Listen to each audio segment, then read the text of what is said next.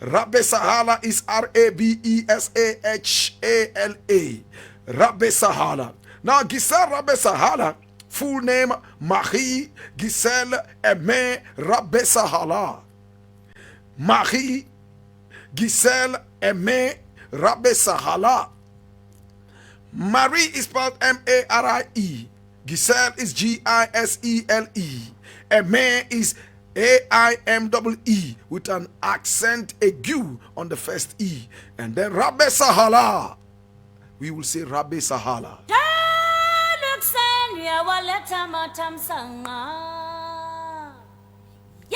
Our heroine was born on the 6th day of May. The 6th day of May in 1929.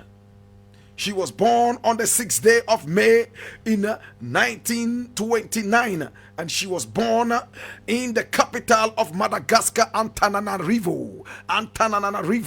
Her father was a very powerful man who was an undocumented official of the French, the colonial master, and he traveled around the globe on behalf of the French.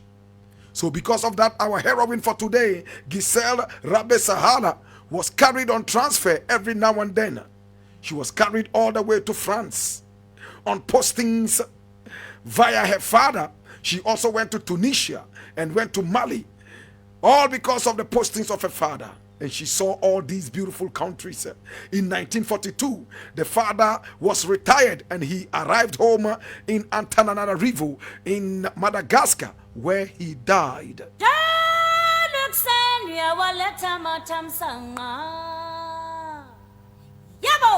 She was only 13 years when her father died. But her father had taken her around and taught her a lot. Whilst growing up, she was looking at how she could cut away the wickedness of the French in Madagascar, the wickedness of colonialism, and even slavery, which she tasted. She started off by trying to educate herself. But in those days in Madagascar, women were not allowed to go to school except if they wanted to remain celibate. Do you understand, students, when we say celibate? If you are not ready to have sex, if you are not ready to get married, then you could join the Catholic Church and then you will be a nun. And by being a nun, you will be allowed to go to school and be educated. She signed up to be a nun. She started going to school, my brother, my sister, as a nun. No man, no woman. She was not interested in any man. Neither was she interested in sex. So she stayed all her life without sex. Can you believe this? We'll get deeper into this later in our African history story.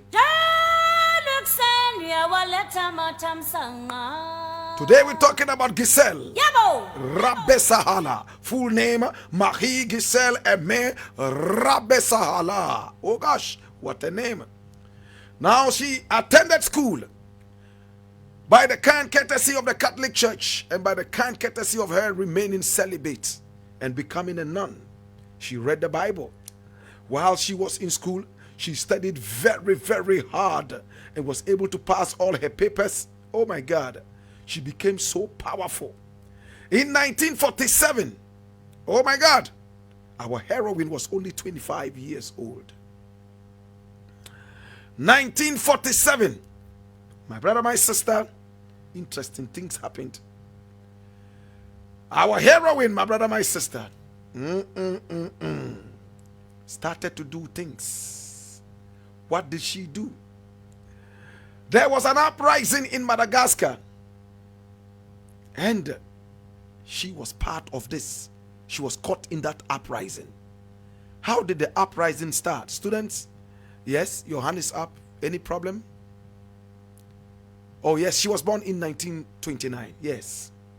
On the 6th day of May. Some documents say 16th day of May, but we're going to stick to the 6th day of May in 1929. Is that why you stopped the class? Daniel Kwame J, is that why you stopped the class? Oh, okay. All right. Well, she was born in 1929, And by 1947, how old was she? By your calculation, that's how old. 1929, and by 1947, she was 18, right? 18, okay. I understand, not 25. All right, thank you for drawing my attention to that. The students in the African history class are so sharp, you know. So the mathematics, she was 18 in 1947, right? Do you all agree, students? Okay, so she was 18 years. In fact, in 1947, when there was an uprising in Madagascar and it was so bloody, the colonial administration cracked down on people who were agitating for their rights. In fact, by the age of 17, she was already in politics. By 18, oh my God, have mercy, she became the Secretary General of the Malagasy committee. Yes, the Malagasy committee. My brother, my sister, that was what she became. The secretary. Oh my God, have mercy. And while she was the secretary general, see what happened. She was the secretary of the Malagasy Solidarity Committee. In French, it is Comité de Solidarité Malgache. Comité de Solidarité Malgache, which means Malagasy Solidarity Committee. She was the secretary general, and all this while, from the age of 17, she was in there and pushing for the rights of the people of Madagascar. She formed her own political party and she became the first black woman. Oh my God, in fact, the first woman in Madagascar to start a political party. And she was the one who was also fighting for the rights of prisoners. Her campaign was all about the rights of prisoners who were so maltreated, and a lot of them were even innocent people. They were political activists who were charged by the French and then imprisoned. She went from prison house to prison house, fighting for the liberty and the freedom of these people known as prisoners.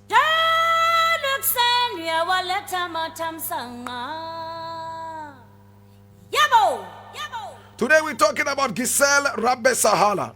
She fought very, very hard to free the people of Madagascar. And in no time, she was known all over the place, including the French. The French had pinpointed her. At that time, the French president was known as Vincent Aurouel. Vincent Aurouel. Now, Vincent Aurouel was a French politician who served as president of France from 1947 all the way to 1954. So in 1947, when he took over, there was a strong uprising in Madagascar. And our heroine for today rose all the way to becoming a full-blown politician. And she had a huge following behind her. The only woman in Madagascan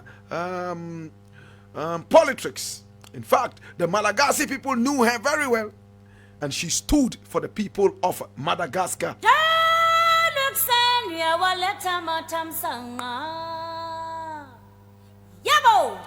Our heroine for today, Gisèle Rabesahala, became the first Malagasy woman to be elected as a municipal councillor in 1956, just 1 year before this country became independent, Ghana, from the Gold Coast, and was also the first woman to become the leader of a Malagasy political party. As you were told, 2 in 1. Now, her party was known as the Union of the Malagasy People, which she founded in 1956. She also served on the executive of the Malagasy Labor Union as she was agitating for the labor unions right there in Madagascar, fighting for them to get a good pay and also to be recognized as human beings by the French. My brother, my sister, she was also part of the French Communist General Confederation of Labor, fighting all along for the common people of Madagascar.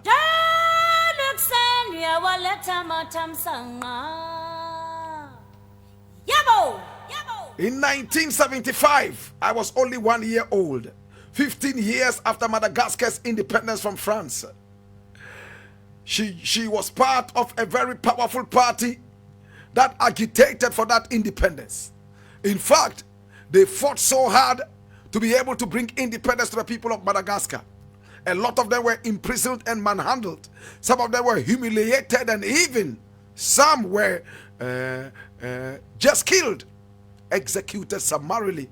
She stood firm, fought alongside the men, and together they were able to bring independence to the people of Madagascar. Today we remember this great black woman. In fact, she fought alongside men at a time when politics was all a game of men. At a time when politics was nothing but sacrifice. At a time when the colonial French ruler humiliated the people of Madagascar. She risked her life, went into full-time politics, and freeing people from bondage. Remember how she got her education.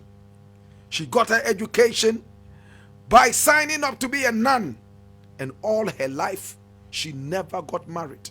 So many men approached her and wanted her hand in marriage. She refused and turned down all of them. She said, I am married to my country, Madagascar.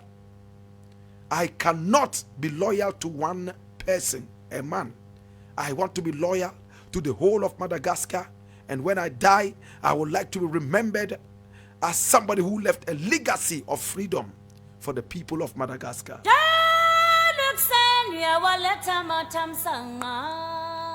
She died a virgin. Gisèle Rabesahala died a virgin. She never knew any man. The closest she ever got to a man was her father. Next, on the political platform, she shook hands with men. No man was ever in her house. All the people in her house were females, some of those who cooked food for her and did some household chores for her. She never ever got married. She died a virgin. My brother, my sister, she worked for the independence of her country, set her country free. In fact, when she died, the president of the country at that time said, and I quote, the late Gisèle Rabesahala was a great daughter of Madagascar and an example to the world. She went into politics when she was only 17. She struggled against colonialism and advocated for the poor. She became the first woman minister in Madagascar. She once said, if we don't know where we come from, we don't know where we are going. I encourage you to heed these words, learn from your history, and build a better future, just like Gisèle Rabesahala.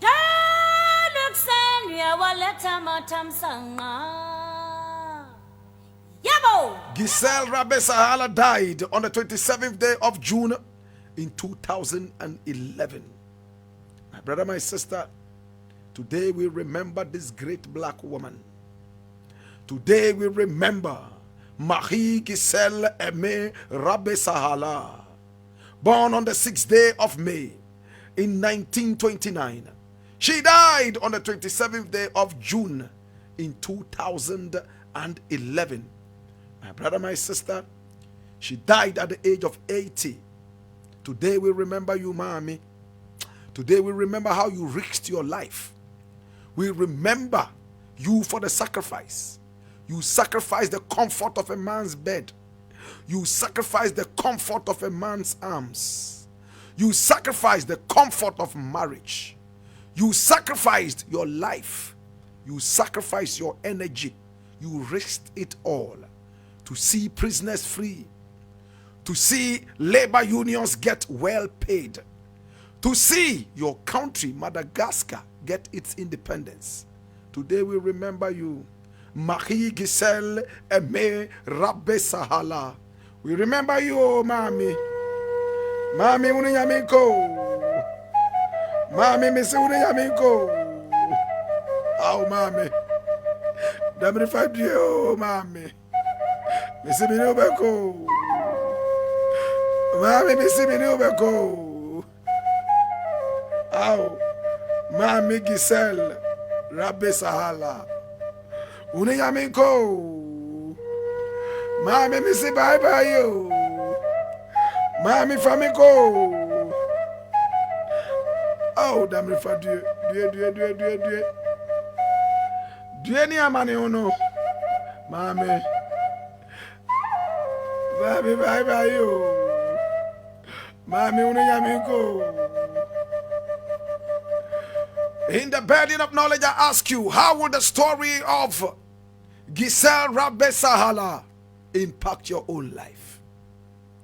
How would her life story impact your own life? In the burden of knowledge, I ask you again. Now that you know, what would you do? Be an aniolea mini obafe. Yenzunda kagane. Meza kayini. Ye papango. Bokaya no. Fifia yenya. No kaina wo. Bana ehu. Ebeden. Mesi bana ehu. Ebe yabade. Lele anjima singa be konne. Nsewa. Lele anjima singa beri. Au mami. Uniyamiko. Mami mesemeni ubeko. Mami mesemeni ubeko. Au mami. Gisèle Rabesahala. Mini ubeko. To Bobby. Oh.